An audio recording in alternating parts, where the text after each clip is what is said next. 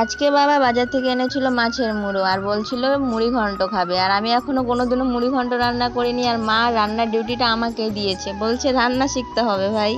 তো যাই হোক, ফার্স্টে আমি মাছের মুড়োগুলো ভেজে নিয়েছি। আর এখানে আমি সম্বারে দিয়েছি গোটা জিরে, পেঁয়াজ আর তেজপাতা। তারপরে এর মধ্যে আমি সেদ্ধ করা আলু দিয়ে দিয়েছি, তার মধ্যে নুন হলুদ দিয়ে ভালো করে ভেজে নিয়ে এই যে আতপ চাল ভিজিয়ে রেখেছিলাম, আতপ চালটা এখন দিয়ে দিয়েছি। তার মধ্যে এই যে মশলা, জিরে, তারপরে ধনে, আদা, পেঁয়াজ, রসুন সব কিছু বাটা এখানে আছে, হাতে বাটা এগুলো সব। তো এগুলো দিয়ে দিয়েছি, দেওয়ার পরে ভালো করে কষিয়ে নিয়ে তারপরে একটু জল দিয়ে এনে চালটা যাতে সেদ্ধ হয় এরকম দিয়ে নিয়ে 15-20 মিনিট সেদ্ধ করতে হবে। তারপরে এই যে ভেজে রাখা মাছের মুড়োগুলো যা আছে সব এগুলো দিয়ে নিয়ে আর একটু ঢেকে নিয়ে সেদ্ধ করতে হবে।